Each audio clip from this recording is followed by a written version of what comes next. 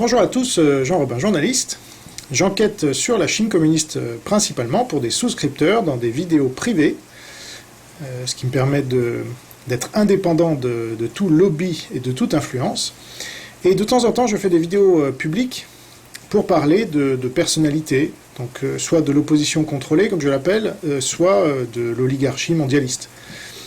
Et donc, après avoir parlé de Jacques Attali, j'ai pensé que c'était intéressant d'aborder le Jacques Attali allemand, qui est Klaus Schwab. Alors, qui est Klaus Schwab? Il est né en 1938 en Allemagne, donc ça veut dire qu'il a 83 ans au moment où j'enregistre cette vidéo. Hein. Ce sont des vieux là, qui s'accrochent, des vieux boomers qui s'accrochent au pouvoir. Il a été membre du comité directeur du groupe Bilderberg. C'est un gourou de secte, comme vous le voyez là, il se prend pour un grand leader, alors qu'il n'a jamais été élu, et il n'a jamais rien fait d'autre que de créer le forum de Davos.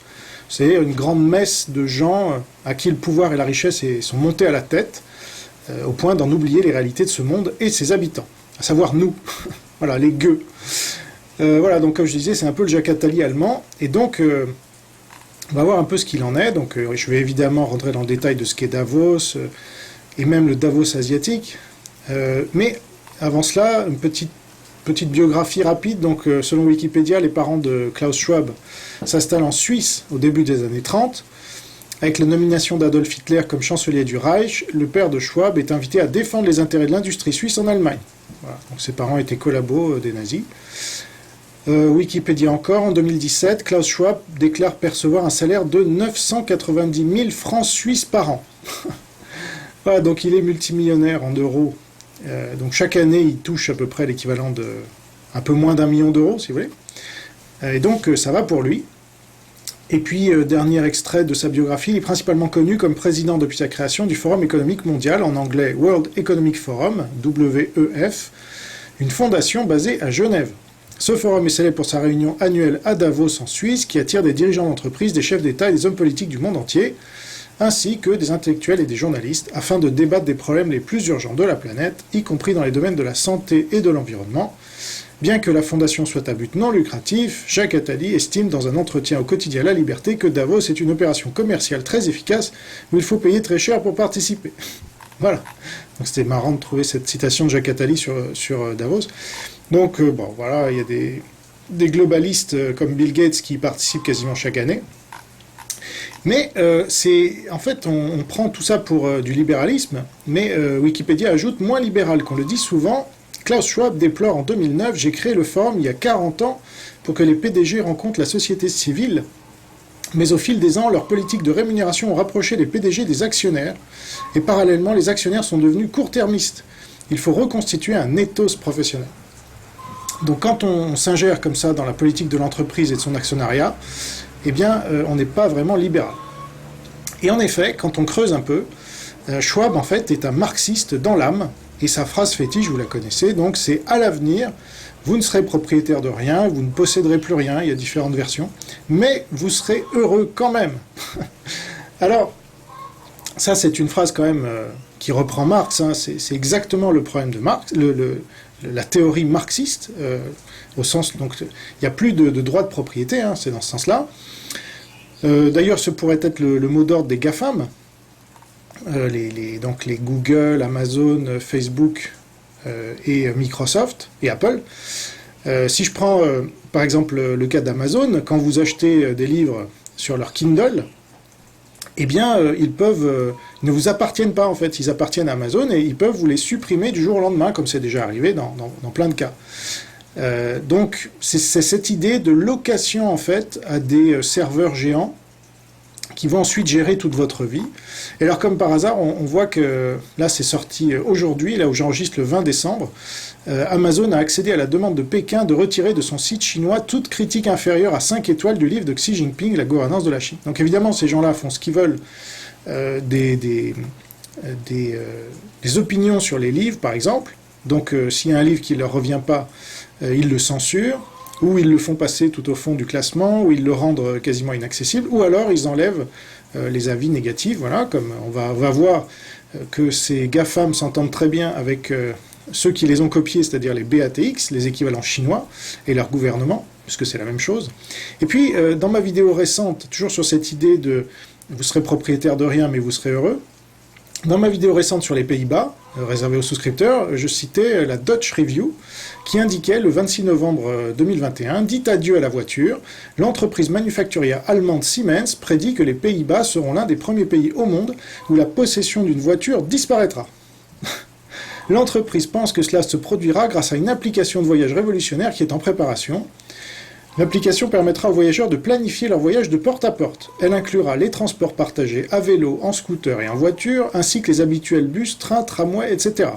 C'est ce qu'explique Olivier Guédan, directeur général de la branche néerlandaise de Siemens Mobility. L'application commencera à être testée au printemps prochain avant d'être disponible pour tous. Donc là, voilà, on fait disparaître toutes vos propriétés, et la voiture est une des propriétés principales d'un foyer. Mais vous avez aussi la maison. Et en France, nous avons eu par exemple cette déclaration débile de la ministre du Logement Emmanuelle Wargon, énarque, elle-même propriétaire d'une maison dans le Val-de-Marne, mais c'est pas grave. Elle avait qualifié de non-sens écologique, économique et social ce type d'habitation. Donc là, franchement, il faut être très fort. Mais ça, c'est nos marxistes et c'est nos énarques à nous. La terre entière nous les envie. Et évidemment, la même prône la mixité sociale, mais on s'est foutu de sa gueule parce qu'elle vit dans une villa, une ville cossue du Val-de-Marne. Donc, bon voilà, c'est un peu résumé l'état d'esprit de ces mondialistes, là, de ces globalistes, ces communistes en fait. C'est tout pour moi et rien pour les autres, parce qu'évidemment, on verra que la propriété reste quand même dans les mains de certains. Et puis, moi, ça me rappelle aussi la déclaration d'un certain Emmanuel Macron. Je ne sais pas si vous avez entendu parler. Moi, je le surnomme Macron Tse-Tung parce que, pendant sa campagne en 2017, il a déclaré carrément « Je suis maoïste ». Alors, je cite l'Express du 4 mars 2017, toujours en ligne, intégralement, vous pouvez vérifier. « Je suis maoïste car pour Mao, un bon programme, c'est ce qui marche », explique le candidat d'En Marche à la présidentielle, au détour d'une interview aux Parisiens. Vendredi sur RTL, c'est une célèbre maxime du dirigeant chinois. Donc je rappelle, Mao, c'est entre 60 et 80 millions de morts, on ne sait pas trop. Mais ça va, on a le droit, apparemment. S'il avait dit, voilà, moi je suis hitlérien parce que pour Hitler, un bon programme, c'est ce qui marche, je ne sais pas ce qui serait passé. Et donc, vendredi sur RTL, c'est une célèbre maxime du dirigeant chinois Deng Xiaoping qu'il a invoqué. Donc lui, c'est le massacre de la place Tiananmen, mais ça on a le droit aussi, apparemment.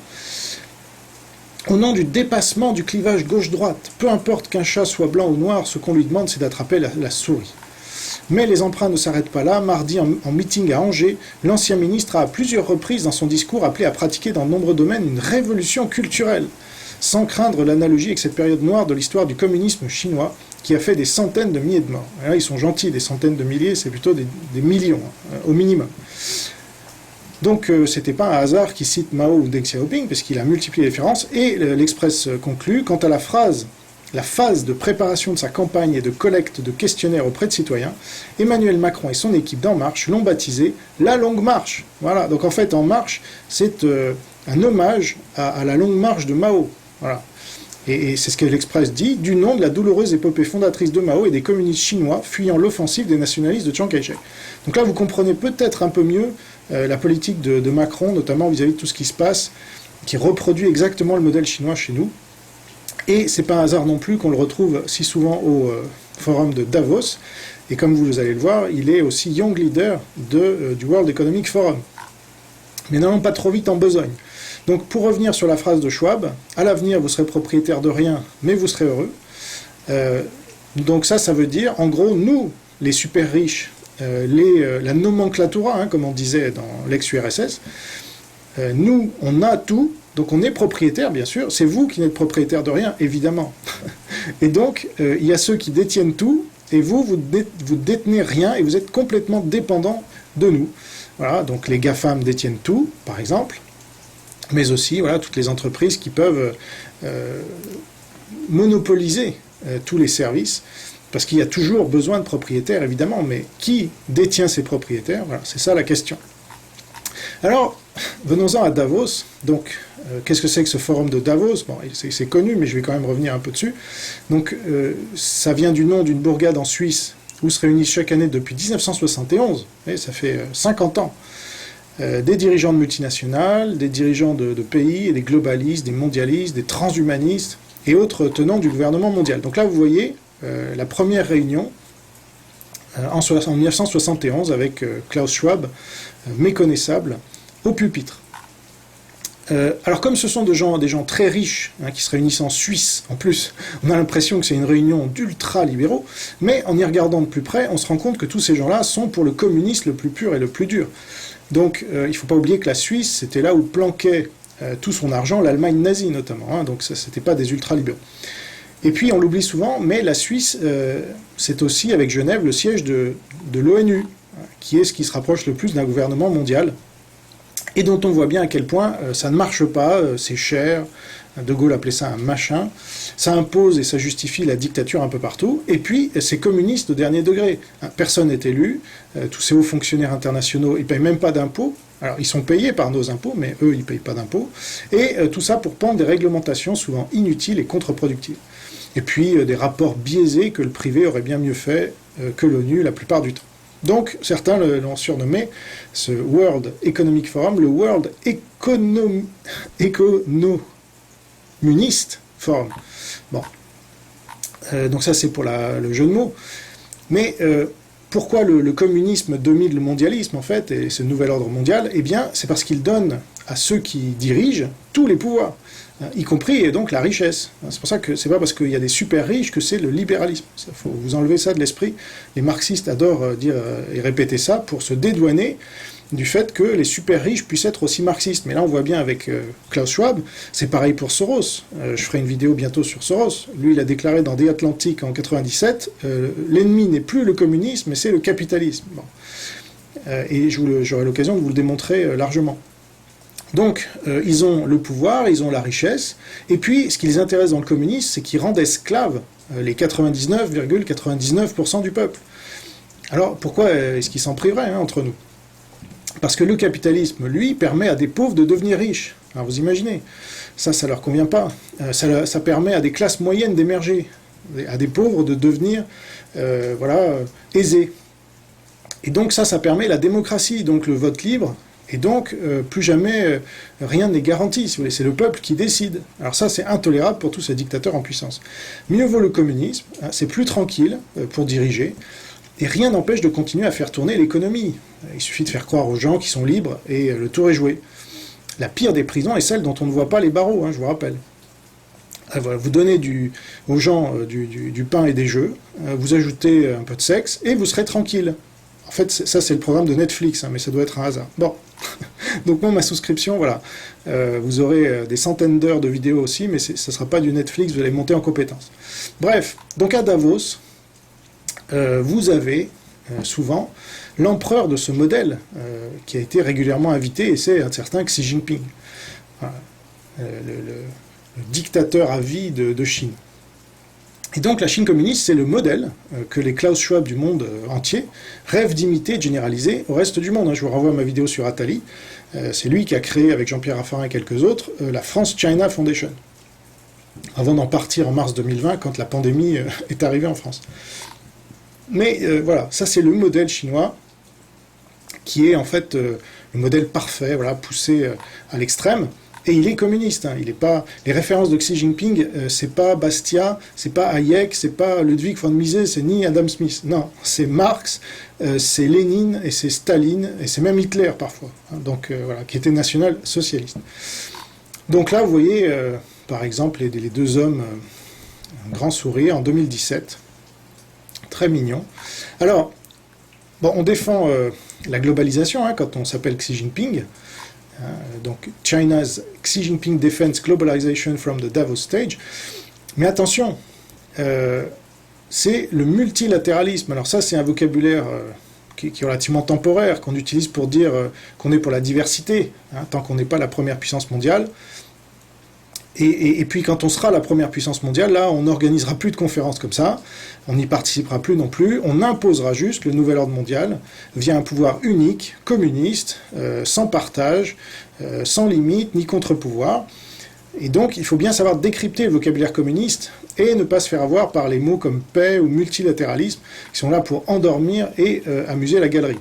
Donc là, vous avez France Culture, évidemment, qui nous parle de la Chine, champion pacifiste du multilatéralisme. Donc là, il y a tous les marqueurs de la propagande communiste chinoise.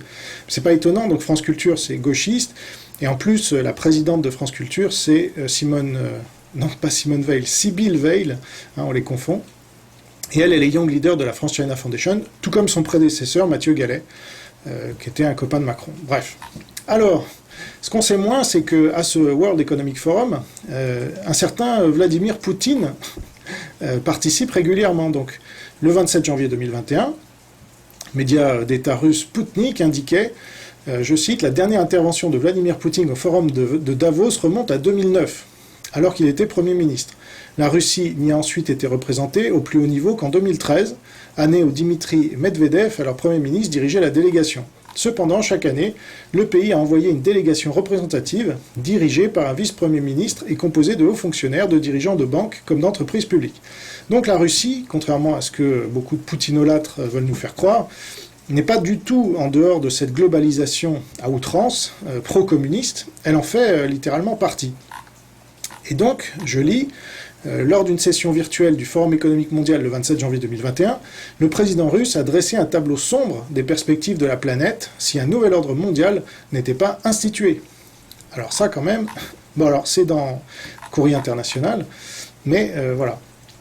On a le même vocabulaire qu'habituellement avec les Bush et les Sarkozy et les compagnies. Hein. Alors ces préconisations ne sont pas sans rappeler la nécessité d'un grand redémarrage prôné par de nombreuses voix en Occident, observe la presse russe. Et alors ce grand redémarrage, c'est évidemment la grande réinitialisation de Klaus Schwab, ou autrement dit, grand reset. Alors voilà ce que Vladimir Poutine a déclaré notamment lors de son discours de janvier 2021 à Davos. « Cher Monsieur Schwab, cher Klaus », il l'appelle par son prénom, c'est son copain. Chers collègues, j'ai assisté à de nombreux événements organisés par M. Schwab dans les années 90. Klaus vient de se rappeler que nous nous sommes rencontrés en 1992. Au cours de mon travail à Saint-Pétersbourg, j'ai assisté à plusieurs reprises à ce forum consultatif. Je rappelle que Poutine est un agent du KGB. Je tiens à vous remercier pour l'occasion qui m'est donnée aujourd'hui d'apporter mon point de vue à la communauté des experts qui se réunit sur cette plateforme mondialement reconnue grâce aux efforts de M. Schwab. Voilà, donc c'est un grand copain de M. Schwab, comme Xi Jinping, comme Bill Gates, comme tous ces gens-là. Et vous allez voir par la suite que Trump, lui, c'est pas un copain de Schwab, donc on ne peut pas les mettre tous dans le même sac. Hein.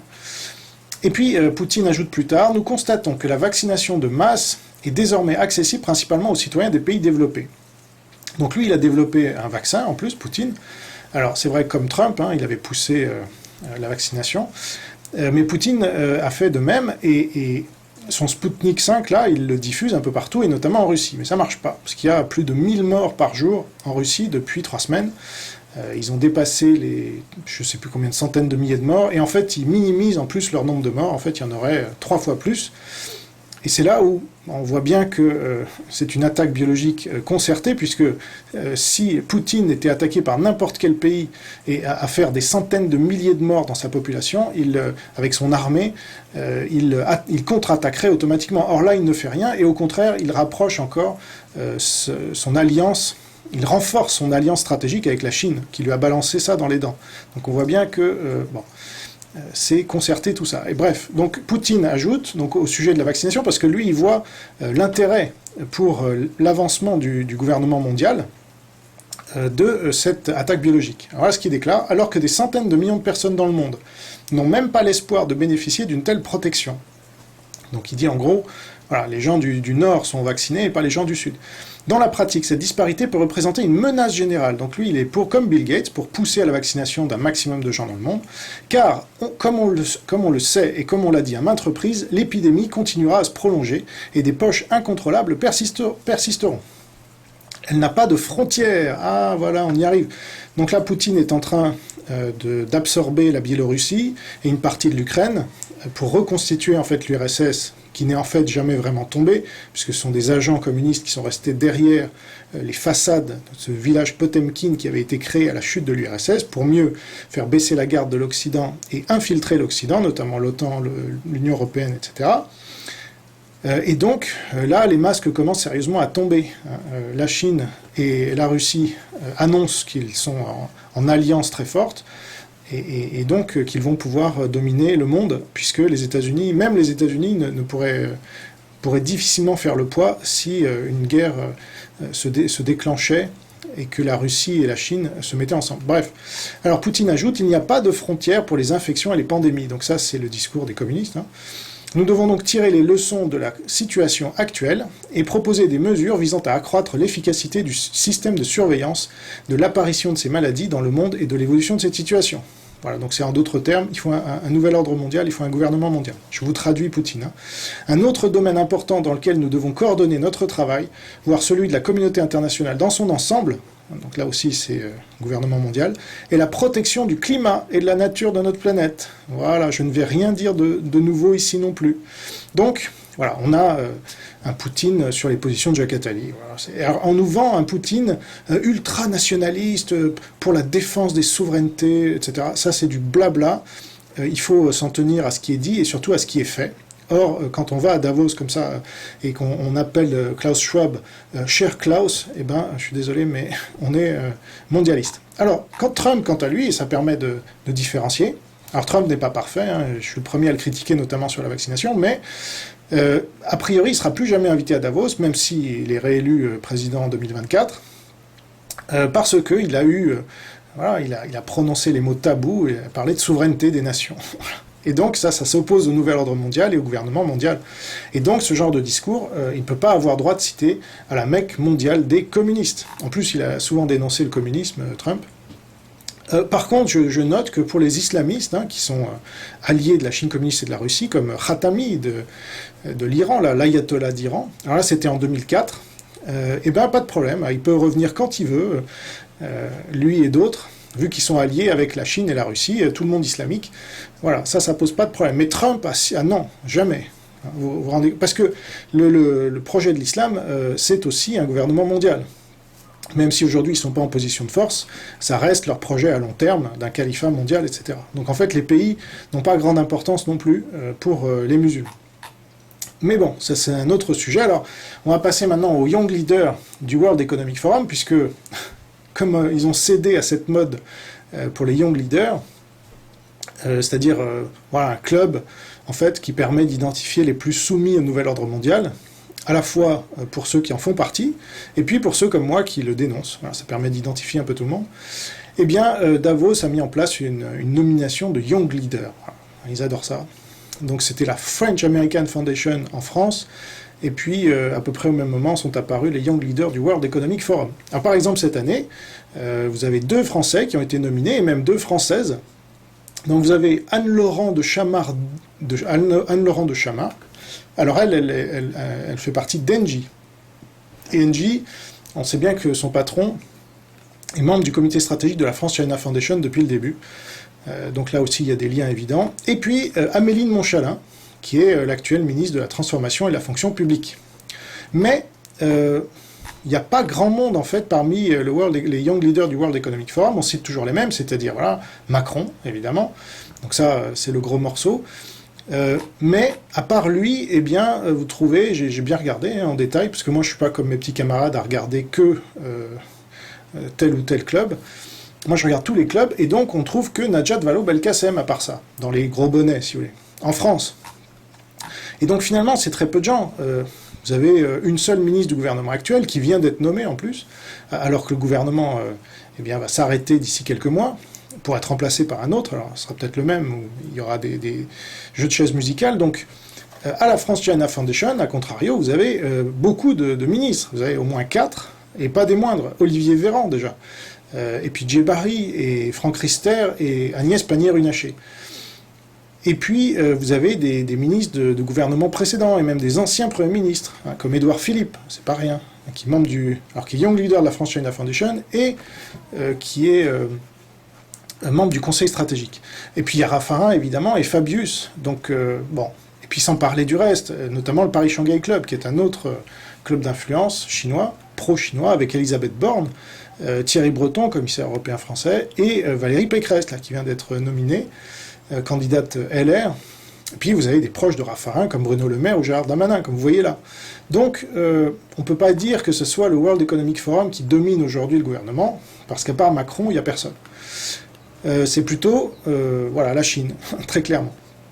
Sachant que c'est Attali donc, qui a désigner Macron ainsi que Édouard Philippe, comme je l'ai révélé dans la vidéo sur Attali à laquelle je vous renvoie. Et donc Attali, c'était un des cofondateurs de la France China Foundation avec Jean-Pierre Raffarin. Donc, d'ailleurs, je note qu'en Europe, j'ai regardé un peu les young leaders du World Economic Forum, ils sont surtout anglais ou allemands, ils ne sont pas français. Hein. Et donc, ça ne surprendra pas. Et puis, vous avez le forum BOAO. Alors, qu'est-ce que c'est que ce truc? Eh bien, outre la French American Foundation, la Chine a donc copié, puisque c'est tout ce que ces communistes savent faire, ils ont copié le forum de Davos, en créant un Davos asiatique. C'est son surnom. Alors, qui s'appelle en fait le forum de BOAO. Donc c'est les Chinois qui sont derrière, évidemment. Klaus Schwab a aidé à sa création et continue à maintenir des liens entre les deux structures amies. Donc là, vous aviez par exemple cet article paru le 4 novembre 2003 dans la presse d'État chinoise. Alors je vous ai traduit le début. Le Forum économique mondial, World Economic Forum, qui a 32 ans, est un grand frère doté d'une riche expérience de vie, alors que le Forum de BOAO pour l'Asie, BFA, qui a 2 ans, est son petit frère innocent, donc qui a été créé en 2001. Donc là, il a 20 ans maintenant. Parce qu'il continue, évidemment, là, les mondialistes, ils s'en donnent à cœur joie en ce moment, je ne sais pas si vous avez remarqué. Donc le 2 novembre, le président du World Economic Forum, Klaus Schwab, a eu une conversation instructive avec Long Yong-tu, secrétaire général du Forum de BOAO pour l'Asie. Long a déclaré « Le World Economic Forum existe depuis de nombreuses années, alors que le BFA, le BOAO pour l'Asie, n'a que 2 ans. C'est pourquoi le BFA souhaite vivement coopérer avec le World Economic Forum.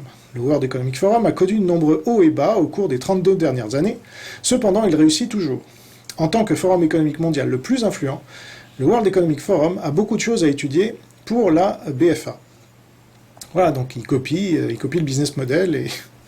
Voilà. Selon Long, les 2 forums économiques sont complémentaires, tout comme le développement de l'économie asiatique ne peut être séparé du développement de l'économie mondiale, le développement du BOAO pour l'Asie ne peut être séparé du développement de Davos. Le président de Davos, Klaus Schwab, a déclaré « Actuellement, la globalisation mondiale invite les organisations régionales à agir comme sa base. Le Davos et BOAO ne sont pas seulement comme des frères, mais aussi sont mutuellement complémentaires. » Donc ce sont des paroles fortes qui montrent le lien, et vous allez voir, ça va très loin ce lien avec la Chine. Et donc au BOAO Forum, on trouve des gens comme François Hollande, voilà, le collabo parmi les collabos. Donc là, c'était en 2019. Et puis en 2020, l'année d'après, il a félicité le Parti communiste chinois pour son centenaire. Voilà, donc en plus de Raffarin et de Villepin, 2 anciens premiers ministres, vous aviez l'ancien président français. Qu'est-ce que vous voulez que je vous dise? Et puis, ça va plus loin, puisque là, vous voyez Klaus Schwab, qui est honoré par un certain Xi Jinping, honoré de la médaille de l'amitié du Parti communiste chinois, qui est la plus haute distinction qu'on peut recevoir en tant qu'étranger par la Chine communiste. Et d'ailleurs, au passage, à côté de lui, vous voyez un certain Alain Mérieux, donc à sa droite et à la gauche de la photo, là, c'est Alain Mérieux, président de la Fondation Mérieux, dont font partie Delfrécy, Raoult et quelques autres, et qui a été patron longtemps de Biomérieux, qui a encore énormément d'actions dedans, et qui s'est gavé là avec les histoires de tests PCR, puisque sa fortune est passée de 5 milliards d'euros à 8 milliards d'euros en 2020. Voilà, merci l'attaque biologique. Donc, mais ça c'est tellement caricatural. Donc, en 2018, Xi Jinping remercie notamment Alain Mérieux, comme vous le voyez là, et Klaus Schwab. Voilà, donc c'est marrant. Je sais pas. Il n'y a pas forcément de lien entre les deux, mais Klaus Schwab, c'est voilà, on remercie les gens qui ont le plus fait avancer l'agenda du Parti communiste chinois hein, et du communisme international. Voilà, et l'année d'après, c'est Jean-Pierre Raffarin qui sera remercié à son tour de la même médaille. C'est lui qui a vraiment poussé la collaboration avec la Chine communiste à son maximum, y compris en transférant là aussi le P4 de Wuhan, comme Alain Mérieux. Lui, c'était au niveau biologique, Raffarin, c'était au niveau politique. Et le P4 de Wuhan, c'est ce qui a permis à la Chine de lancer cette attaque, hein, je rappelle. Mais tout va bien dans le meilleur des mondes, là. Aucun média n'en parle, voilà, normal. Alors, last but not least, comme disent les Français qui parlent bien anglais, on va parler du Great Reset, donc cette grande réinitialisation, ce livre, là, Covid-19, la grande réinitialisation, qui est paru en septembre 2020, qui a été fini d'écrire en juillet 2020, la chronologie est importante, parce qu'il s'est passé beaucoup de choses en peu de mois. Alors, je vais commencer par son co-auteur, puisque Schwab était trop occupé pour écrire ça tout seul, évidemment, comme tous les grands de ce monde. Donc, la plupart ont des nègres, mais lui, il a préféré mettre son nom sur la couverture, ce qui est déjà plus honnête. Alors, c'est un certain Thierry Malray. Alors, j'ai regardé, j'ai trouvé son portrait sur un site qui s'appelle The Globalist, donc ça me paraissait assez à propos. Donc, Thierry Malray est le cofondateur et l'auteur principal du Baromètre mensuel, une lettre d'information analytique et prédictive sur les questions macroéconomiques destinées aux décideurs de haut niveau. Parce que ces gens-là, ils veulent mettre leur pouvoir au profit de l'avenir, bien sûr. Jusqu'en 2011, M. Malray était associé principal chez Informed Judgment Partners, basé à Genève, une boutique d'investissement pour les personnes très fortunées. Avant cela, il était associé directeur de Rainbow Insight, une boutique de conseil qu'il a fondée et qui fournit des informations sur mesure aux investisseurs. C'est toujours le même business. Auparavant, M. Malray avait fondé et dirigé le Global Risk Network au Forum économique mondial de Davos. Voilà, c'est comme ça qu'il connaît Klaus Schwab. Pendant plusieurs années consécutives, il a conçu et mis en place le programme de la réunion annuelle de Davos et est intervenu lors d'événements mondiaux, sectoriels et régionaux. Ses autres expériences professionnelles comprennent la banque d'investissement, en tant qu'économiste en chef et stratège d'une grande banque d'investissement russe, tiens donc, et en tant qu'économiste à la Bird de Londres, donc là je vous renvoie à ma vidéo sur Jacques Attali qui a dirigé la Bird à sa fondation en 1990, qui en est parti la queue entre les jambes en 1993, les groupes de réflexion et les universités à New York et à Oxford, et le gouvernement avec un passage de 3 ans au cabinet du Premier ministre à Paris. M. Malray a écrit plusieurs ouvrages commerciaux et universitaires et a publié 4 romans, dont 2 sous un nom de plume. Il siège également dans plusieurs conseils consultatifs, il a fait ses études à la Sorbonne, voilà, et à l'école des hautes études en sciences sociales de Paris. Donc là, le lien avec la France est établi aussi. On est au cœur de ce mondialisme-là, de ce communisme. C'est normal, Robespierre, c'est nous, Babeuf, c'est nous, donc c'est les premiers à avoir inventé le communisme et à l'avoir mis en pratique, avec la Grande Terreur. Voilà, donc là, on y retourne, je ne sais pas si vous avez remarqué. Il est titulaire de 2 maîtrises en économie et en histoire et d'un doctorat en économie. Bon, alors maintenant, je vais vous lire, parce que Klaus Schwab, vous connaissez, donc je vais vous lire quelques extraits de leur livre, là, que je me suis procuré. C'est une lecture très ardue, parce que c'est insupportable. Mais bon, alors j'ai surtout regardé des extraits par rapport à la Chine, ce qui m'intéresse le plus. Alors, le début de l'épidémie était supposé avoir eu lieu en Chine, quelque temps auparavant. Mais la progression mondiale exponentielle de la pandémie a pris de nombreux décideurs et une majorité du public par surprise, car il nous est généralement difficile d'un point de vue cognitif de saisir la signification de la croissance exponentielle. Donc ça c'est faux, on le sait. Il y avait des événements comme l'Event 201, je crois que c'est comme ça que ça s'appelait, qui avait à peu près prévu tout ce qui allait arriver, à peu de choses près. Et ça, c'était organisé quelques semaines avant le déclenchement de l'attaque biologique, et même pendant, puisque on sait maintenant que cette attaque a été déclenchée pendant l'été 2019, donc ces gens-là étaient informés par les Chinois de ce qu'ils faisaient. Donc ils racontent n'importe quoi, mais c'est pas grave, on connaît, on est habitué. Ensuite, autre extrait. Selon une étude menée par l'Imperial College de Londres, alors voilà, il cite l'Imperial College, là c'est pas étonnant, puisque Xi Jinping l'a financé, et y est allé personnellement en 2015, pour faire croire justement que le confinement serait une bonne chose, voire ce serait la seule chose à faire en cas de pandémie. Et donc l'Imperial College, c'est ce Neil Ferguson là, qui a sorti cette étude totalement bidon. Alors justement, voilà ce qu'en dit Klaus Schwab et son collègue. Selon une étude menée par l'Imperial College de Londres, les mesures de confinement rigoureuses imposées à grande échelle en mars 2020 ont permis d'éviter 3,1 millions de décès dans 11 pays européens, bien sûr. Donc c'est eux-mêmes, l'Imperial College, qui ont dit, en fait, grâce à notre étude, on a sauvé des millions de vies. Preuve zéro, absolument zéro, puisque la Suède, qui n'a fait aucun confinement, n'a eu que 15 000 morts, entre guillemets, alors que, selon les projections, on devait avoir 10 fois plus de morts, selon les projections de l'Imperial College. Donc c'est faux, intégralement, mais c'est pas grave, voilà. On se base sur les copains de Xi Jinping.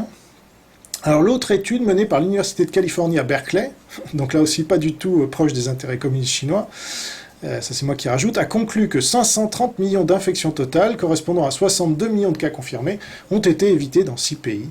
Chine, Corée du Sud, Italie, Iran, France et États-Unis, ouais, c'est ça. Grâce aux mesures de confinement mises en place par chacun. Donc, au contraire, vous avez Nature, qui le 5 mars 2021 a dit, en gros, le confinement n'a servi à rien. Voilà. Et ça, c'est scientifiquement démontré, c'est beaucoup plus objectif que toutes ces études-là d'universités achetées par la Chine. Et puis, autre extrait, quant à une monnaie virtuelle mondiale, il n'y en a pas encore en vue, mais il existe des tentatives de lancement de monnaie numérique nationale susceptibles à terme de détrôner la suprématie du dollar américain. Et à votre avis, d'où ça vient? Puisque tout ce qu'on voit là, et ce qui est en train de s'appliquer au monde, des vaccins aux centres de confinement, aux centres d'isolement, en passant par voilà, tout ce qui nous arrive, le pass sanitaire, le crédit social, etc., eh bien, voilà, de Chine. Donc la plus importante a eu lieu en Chine, fin avril 2020, avec le test d'une monnaie numérique nationale dans 4 grandes villes. Oh, quelle surprise! Le pays a des années d'avance sur le reste du monde dans le développement d'une monnaie numérique combinée à de puissantes plateformes de paiement électronique. Cette expérience montre clairement qu'il existe des systèmes monétaires qui tentent de devenir indépendants des intermédiaires américains tout en s'orientant vers une plus grande numérisation. Voilà. Donc une fois de plus, c'est le modèle chinois. Et là, on a l'impression d'entendre le turiféraire de toute cette thèse débile avec lequel j'ai débattu, qui est Laurent Alexandre, voilà, qui met de côté toutes les horreurs du régime chinois pour dire « Regardez, il faut faire comme eux, sinon on sera relégué au tiers-monde. » Ben voyons. Qu'est-ce que je vous dis? Alors, autre extrait, la crise pandémique a à la fois exposé et exacerbé ce triste état de fait. L'ampleur et les conséquences du choc qu'elle a infligé sont telles qu'aucun scénario extrême ne peut plus être écarté. L'implosion de certains États ou pétrostats défaillants, je ne sais pas ce qu'il veut dire par là, le possible effondrement de l'Union européenne, une rupture entre la Chine et les États-Unis menant à la guerre, tous ces scénarios et bien d'autres encore sont désormais devenus plausibles, bien qu'ils soient, espérons-le, peu probables. Ouais, en fait, c'est déjà la guerre. Mais il vaut mieux dire que ça peut arriver, comme ça fait diversion. Même sans la pression de l'extrême droite et des militants écologistes, de nombreux gouvernements se rendront compte que certaines situations de dépendance commerciale ne sont plus politiquement acceptables. Comment l'administration des États-Unis, par exemple, peut-elle accepter que 97% des antibiotiques fournis dans le pays proviennent de Chine? Alors ça, c'est bien vrai pour une fois, et ça a bien été étudié par Rosemary Gibson, dans son livre China RX, à qui j'ai consacré une vidéo entière réservée aux souscripteurs, je vous y renvoie.